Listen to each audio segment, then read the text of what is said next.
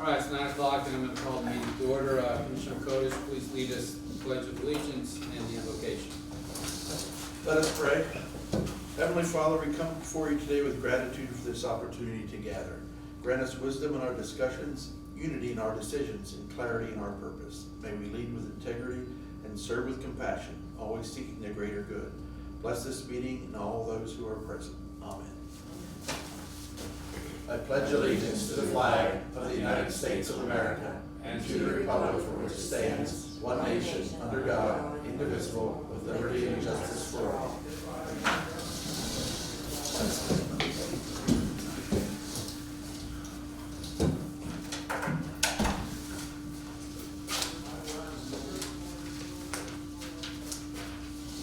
Okay, thank you, Commissioner. Our first order of business is the approval of the minutes of February 6th. Motion to approve.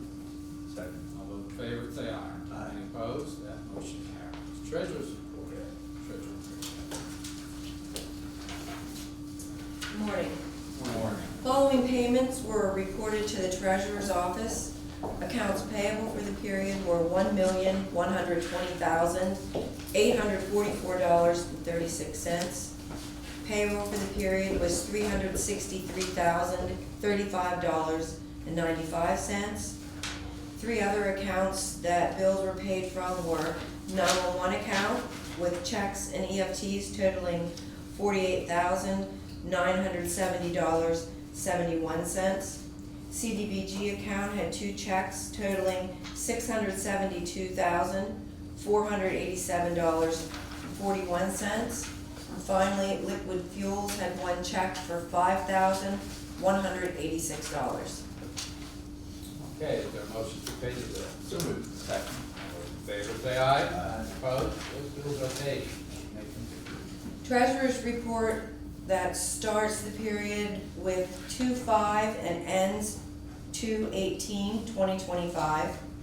General account had a starting balance of $1,425,339.86. Total debits for the period were $617,685.39, with an ending balance of $559,144.94. Finally, capital reserve ended the period with $10,036,777.03. A motion to approve the treasurer's report. So moved. Second. All those in favor say aye. Aye. Any opposed? Thank you, Diane. Meetings and events, I gave my list to the clerk for incorporation into the minutes. And Commissioner Watts. I also gave mine to the chief clerk. Thank you. And Commissioner Courthouse. I provided mine to the chief clerk as well, and I'd like to welcome Sierra Williams and Bailey Cullen from MCTV here today. Thank you for filming for us. Okay, thank you. Any public comment for this morning? If I could, Commissioner, I'd like Yes, to ask Planning Director Letier to come up and give us a brief update on the Mifflin County Comprehensive Plan. Good morning, Commissioners. So an update on the comprehensive plan. We started this process in July of 2024, July 10th. We have Michael Baker International as the consultant who's heading the plan update. Since then, we have created a planning advisory committee which consisted of a member from each municipality and different stakeholder members in the community. We met 3 various times during July, since July. And their role in the updating process, which is to provide recommendations for the creation of a community survey, which we just are wrapping up, and to share their sense of livability for Mifflin County residents through a software ranking program. The consultants created a community profile for Mifflin County, which included statistical information, population, demographic information on public water, sewer, internet access, blight, transportation, recreation and parks, and new business startups and entrepreneurial development.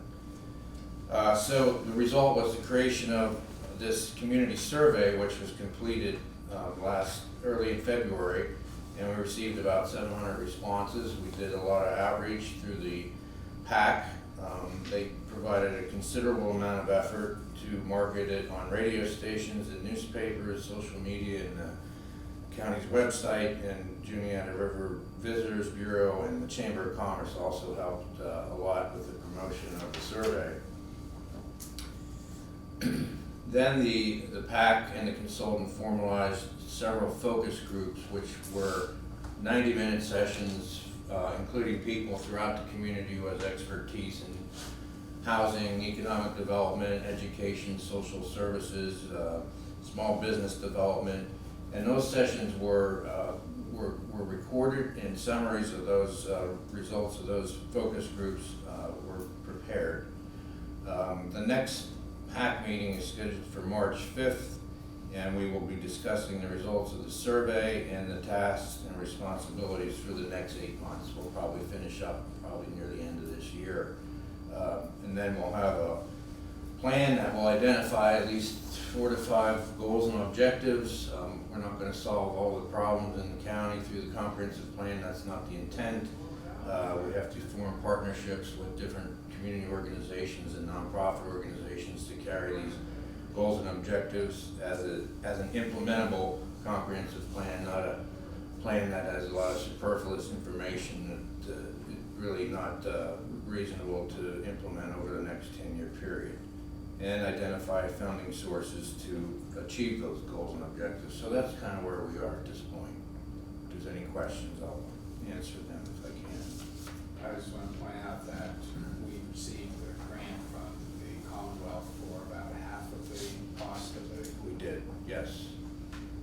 And that's significant. It was $68,000 we got, so to pay half the cost.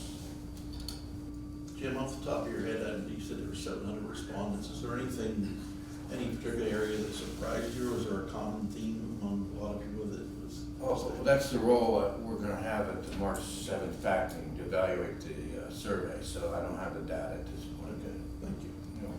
Jim, do you expect the draft to be circulated? How does that work? You're not just going to unveil it, are you? No, there'll certainly be a draft and a comment period, I believe, on it. Okay.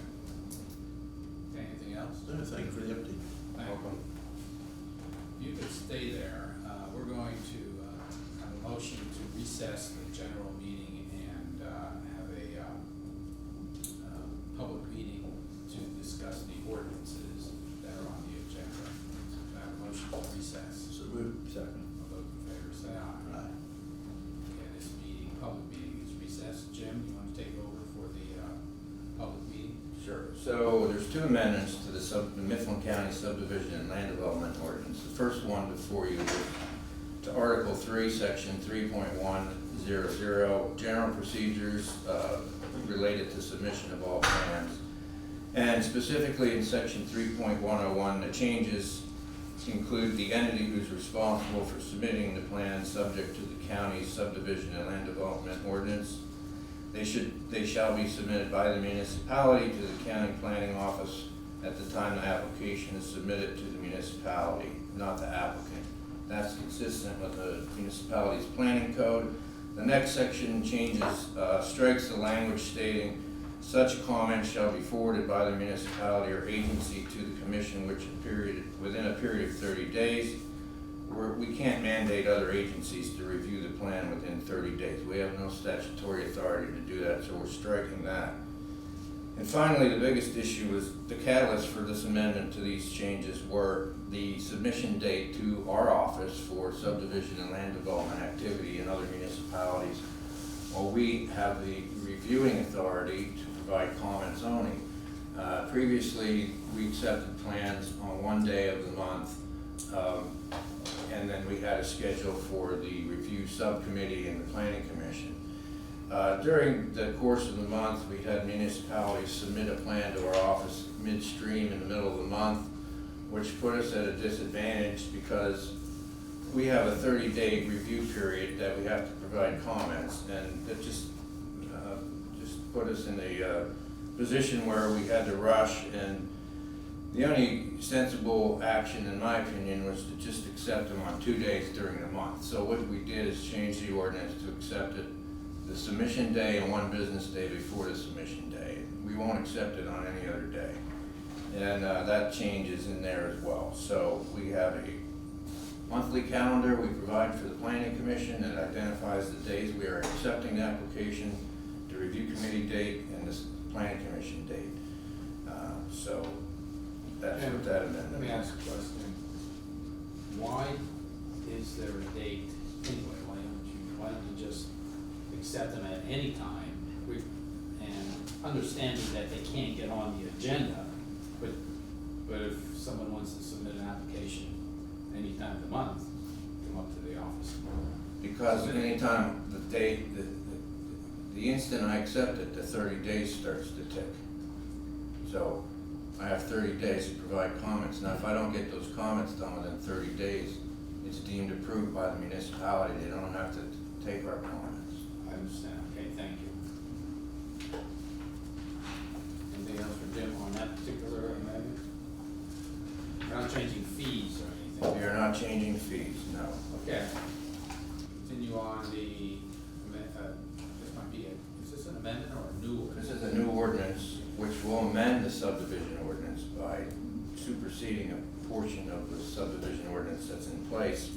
So what we're doing here is amending the definition section 2.200 and deleting Article 4, Section 4.215. And by the way, I just want to, for the record, these both were advertised according to the MPC on 2 consecutive weeks in the newspaper of general circulation, and we have evidence of that. It's posted properly to conduct the public hearing. Article 4.215 entitled Solar Orientation and Energy Conservation will be stricken and replaced with Solar Energy Systems. We're creating a brand new ordinance to address solar energy, and there's a lot of detail in the ordinance, but I'll just touch the salient points of what we're trying to accomplish here. This ordinance will apply to 6 of the 16 municipalities in the county. Since they fall under the county subdivision and land development ordinance, they're Bratton Township, Wayne Township, Newton Hamilton Borough, Juniata Terrace Borough, Kistler, and McVeigh-town.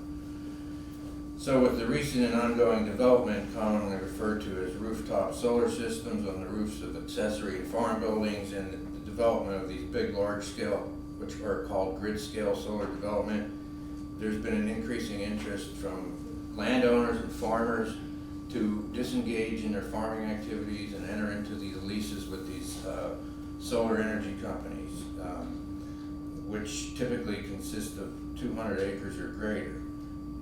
Landowners and farmers are seeing sometimes greater profitability into entering into the leases with these firms versus farming the land. So presently we have minor provisions in our subdivision ordinance, and it's time to have an ordinance in place to address the public health, safety, and welfare of the residents in addition to the environment. With the absence of these regulatory provisions in the ordinance, either through zoning or subdivision, it places the municipality at increased risk from adequately managing these types of developments. And some of the issues that arise for when solar development comes into a community include public opposition, no question there, development of ordinances, which we're doing now, lease agreements between the landowner and the developer, and we want to conserve prime agricultural land for this temporary use. It's temporary because it's usually 20 or 30-year period, and then it reverts back to its previous use. Then you have the issue of land taxation. I'm not an expert on that, but I know these developments will be taxed as commercial structures, and the land will be taxed, but not the panel itself. They're not going to be taxed. There's tax and policy incentives from the federal level. There's decommissioning and bonding involved, and then there's this issue of decarbonization because you're not using fossil fuels. So this ordinance is separated into 2 varying types of solar development. One is accessory solar energy systems, in which is the less intense of the two, and then there's an accessory solar energy facility, since that energy that is produced is primarily for on-site use.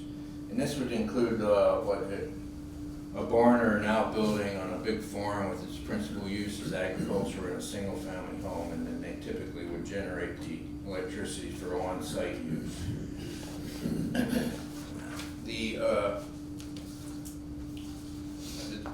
The more intense of the two are what's called solar energy facility, which captures the solar energy, converts it to electric energy or thermal power, primarily for off-site use. And these consist of one or more freestanding ground or roof-mounted solar collector devices, related equipment, and other structures and buildings.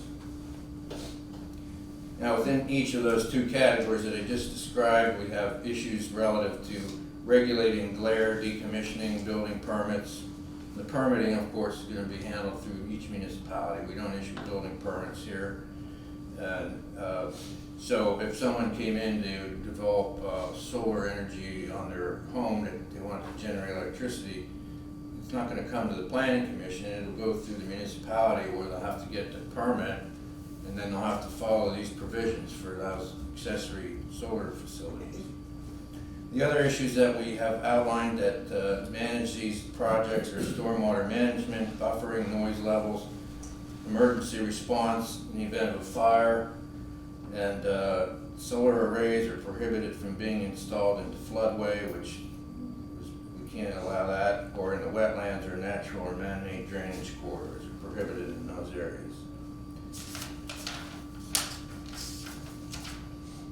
Now, if a solar development comes in and it's 100, 200 acres, and they have a facility where they house the electrical components, the structure, that will trigger land development, and that will require it to go to the planning commission. And we have sole authority over the development of those projects since it's under the county ordinance. So that's how we would address those issues. I think that summarizes it fairly well. The notices were provided to each municipality for public comment back to this office. We did get an inquiry from Wayne Township who had some concerns about the residential type of solar development. And I think I answered those well for him. Is there any questions from the commissioners or the public regarding the ordinance? I have one there about the taxation again there. Could you go over that again? I was trying to. I talked to Mary Bratton. Okay, go ahead. Yeah, I talked to Mary Bratton, and she said that they will be taxed as commercial, but the land will be taxed, the structure housing electrical components, but the panels are not taxed. And that's all I know. That's basically what I was told. So the larger usage for the area, the land will be taxed at its own. Correct. It'll be taken out of clean and green. Because it's a commercial property, regardless of how the land under the panels will be used.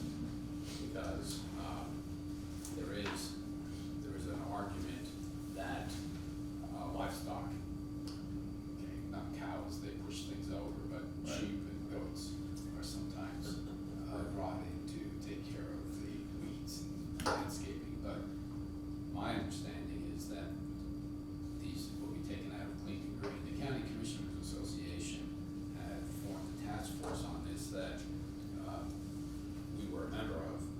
So this is very important to put this in writing, on paper, because if you don't have it, it's really the Wild West. You're gonna have different developments following different procedures. So, but this isn't, my question is, there are going to be other permits from DEP, stormwater permits, any PDS permit. I mean, there's gonna be a lot of permits that go along, like a large scale one. We're not talking about rooftop units here, but these are grid scaled, hundreds of acres.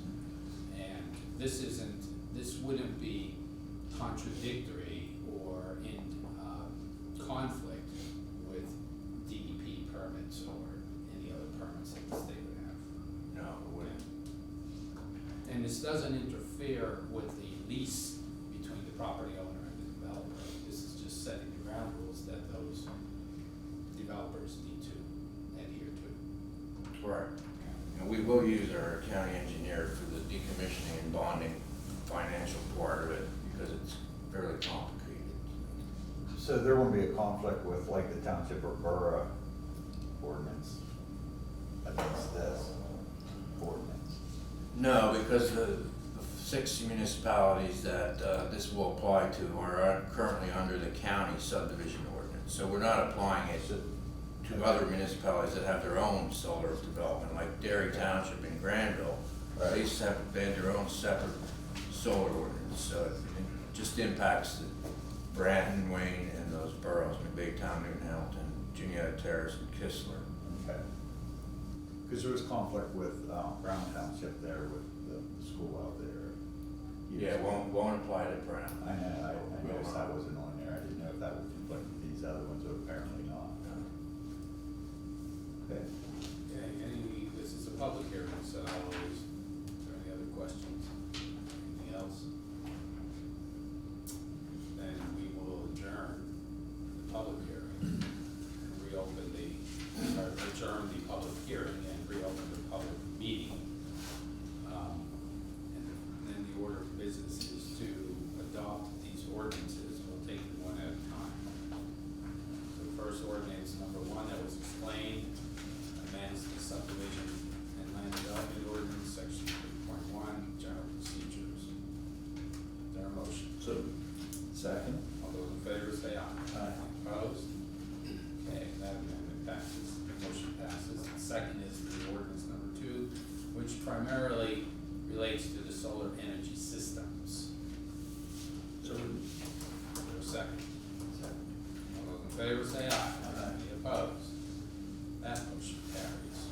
So now these ordinances will be established and I guess circulated, right? I'll provide the adopted ordinance to each of the 6 municipalities through the mail and through email, yes. Okay. Next on the agenda is ratification of Campus Software subscription agreement. This was actually approved as part of a package at the last meeting when we approved the purchase of the system. But we did not include the software subscription agreement that was part of it. That's why it says ratification of the subscription agreement for $52,000. So moved. Second. We question the amount, but it is what it is. It's an annual fee of $52,000. And Any questions on the motion? All those in favor say aye. Aye. Any opposed? That motion carries. We have resolution number 1, 2025, adopting the hazardous mitigation plan. Phil? Good morning, everybody. This is a plan that is reviewed and adopted every 5 years that's submitted to the federal government. The purpose of the hazard mitigation plan is to identify hazards in the county and the local municipalities that we can seek funding in order to reduce those risks and have a plan in place that if any of those hazards would actually occur in a disaster, we'd have a plan and a means to reduce those risks to our communities. The plan itself was developed through various committees at the county level, the planning department, the GIS department, Office of Public Safety, all participated in the planning committee along with representatives from each of the municipalities to review what those hazards are, identify potential solutions for those, and then submit those to the federal emergency management agency so that they could review those plans. More importantly, the inclusion of those identified hazards and the plan make each of the municipalities and each of those hazards eligible for pre-disaster mitigation funding and post-disaster response funding, that if an event were to occur, because we've identified many of those hazards, it makes it eligible for funding. One of the more interesting aspects of the plan, I didn't bring it with me, the document itself is almost 500 pages long. I was gonna ask if you're gonna read it to us. I am The executive summary is about 3 pages. We posted the approved pending adoption plan on the county website. In order for the plan to be formally adopted, we have 1 year from the date it was approved by the federal government, January 25th, I think was the date, for the county to approve it or adopt it, and then at least 1 municipality before it's formally adopted at the county and state level.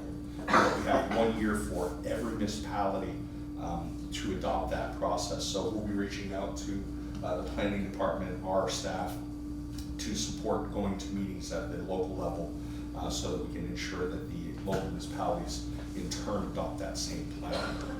I mentioned an interesting addition to the plan is we have a pre-disaster recovery plan. This was an addition that's not typically included in hazard mitigation plans. We worked with our contractor, MCTV Consulting, to include this. It documents many things in planning a response, but more importantly, it documents any available state or federal funding source that can be used for matching grants or in support of any of those mitigation activities. We're going to be sending copies of that out to local municipalities also, because that tends to be the largest challenge in applying for federal funds. Typically you need to have anywhere from 5 to 15% match locally.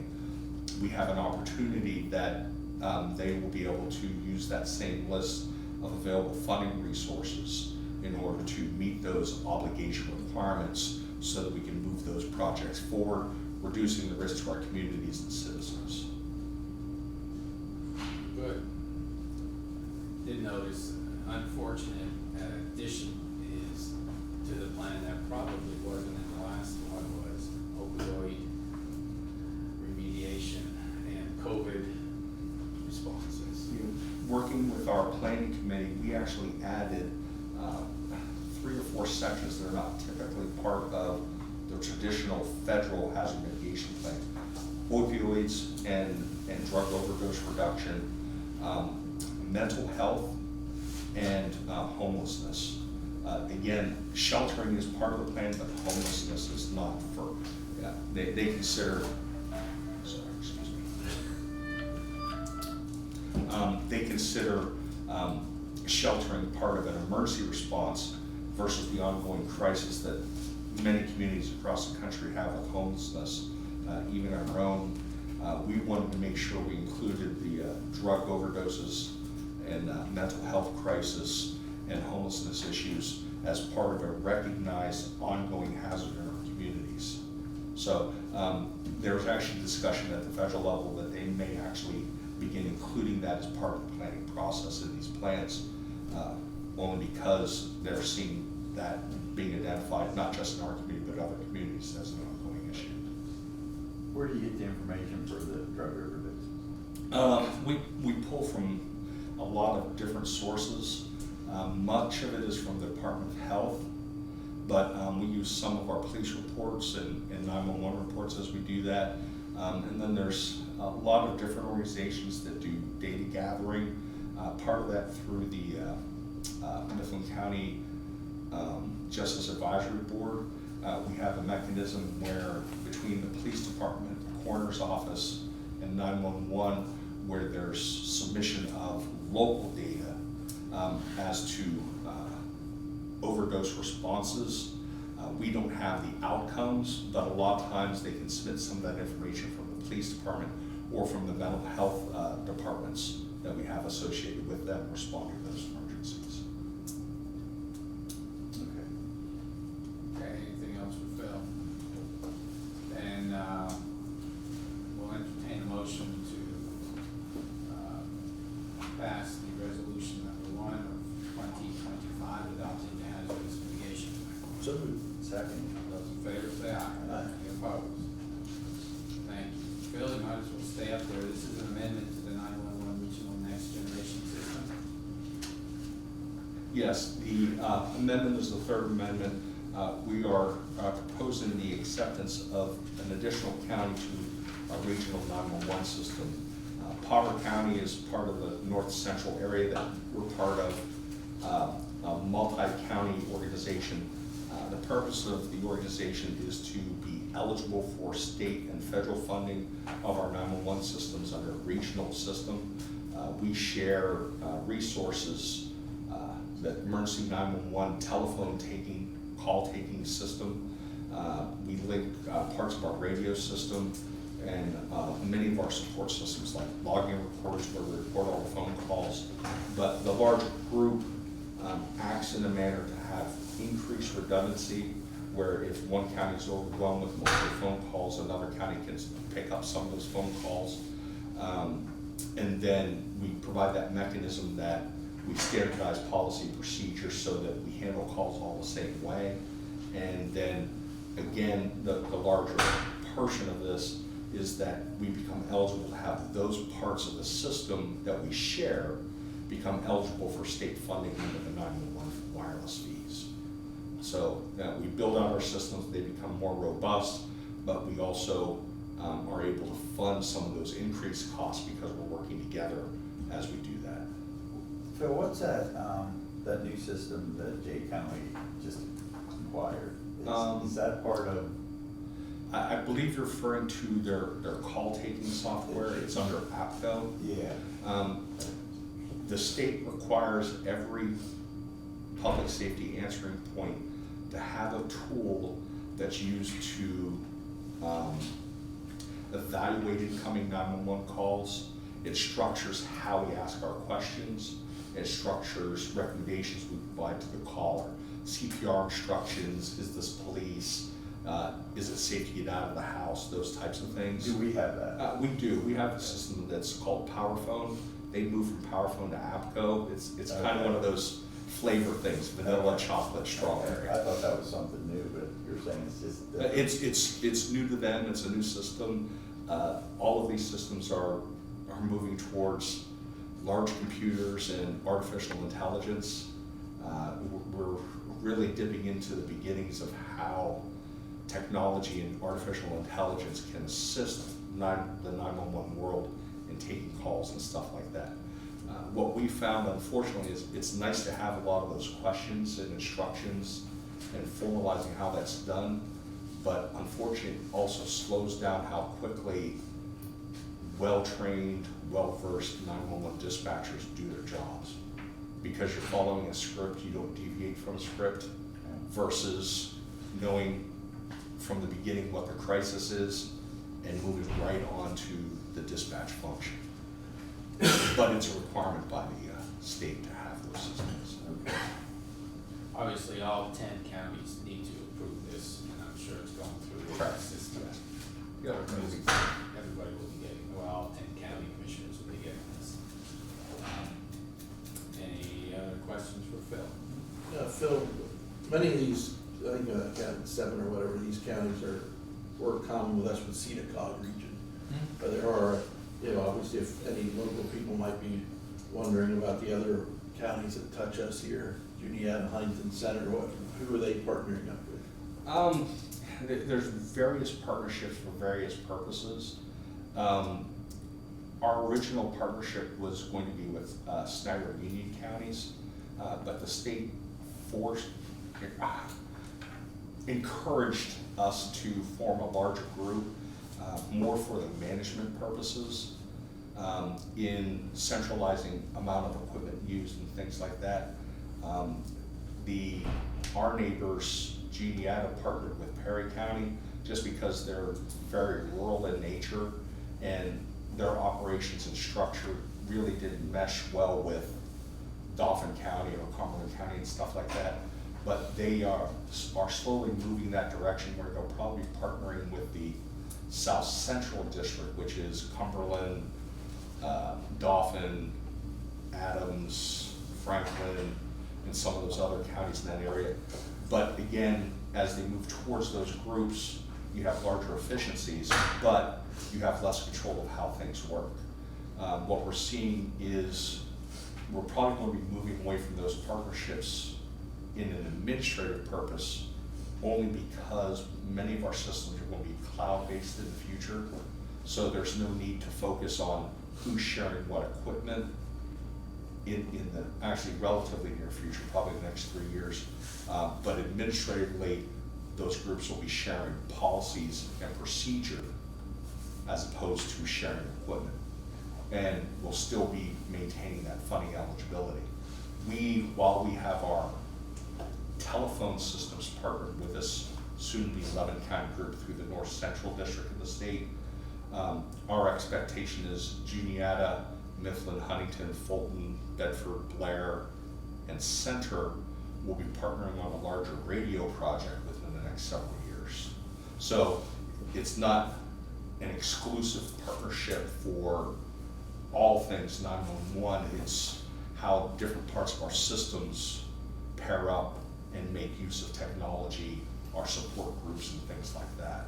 So, and again, from Center County, they partner more with Clearfield and through the northwest central area up through Clearfield, Cameron, Elk, and those counties. Again, based on different purposes and the realities of technology and how that works.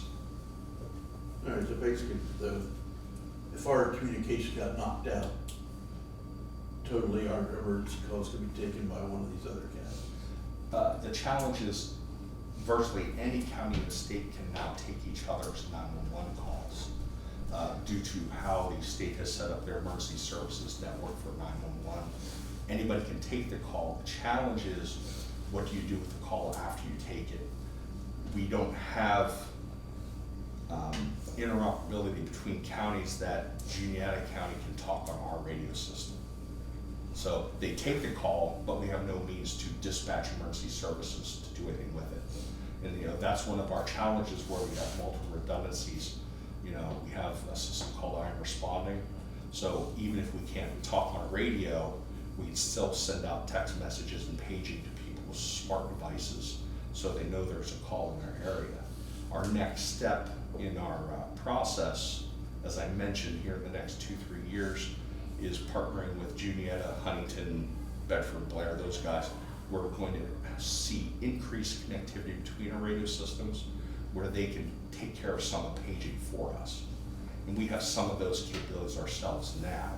It's just we want to expand the capabilities to do that more formally. So we could do that for others too that would have an issue. Correct. And we've done that in the past. We've not been able to set pagers off in Huntington County, but we've been able to make an announcement over our radio system that bleeds over into their area when their system would crash. It's very rare that it happens, but it's extremely expensive to link these radio systems together. And that's one of those partnerships we're exploring to expand those capabilities with our next iteration of our radio system.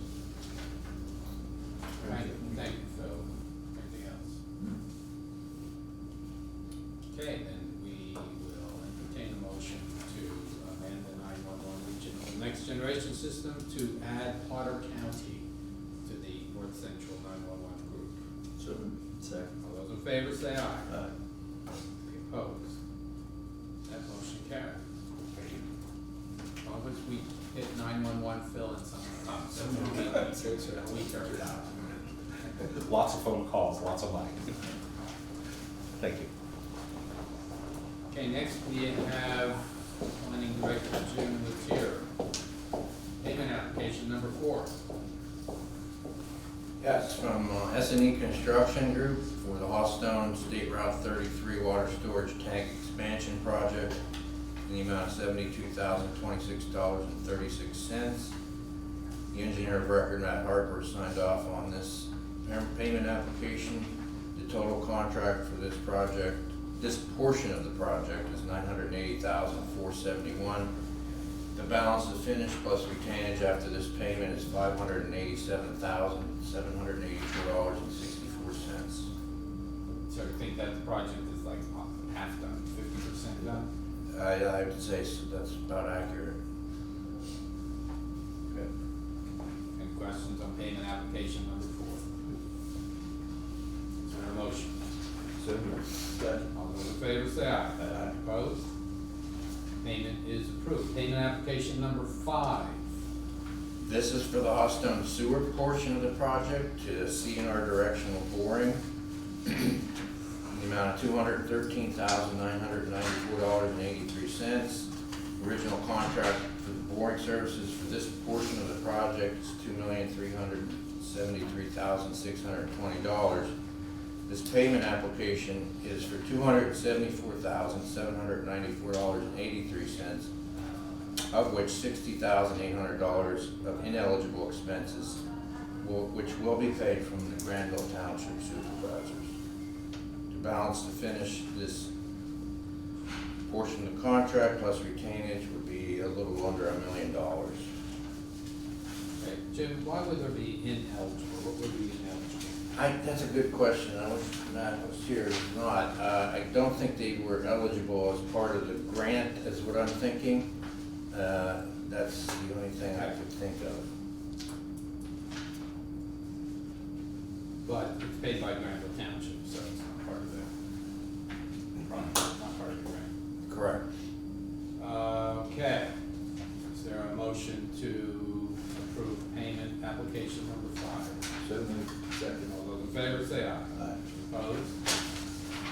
Continue with payment application number 6. Yes, this is the last one for the Hawstone Water Extension Project. Again, CNR directional boring in the amount of $47,018.29.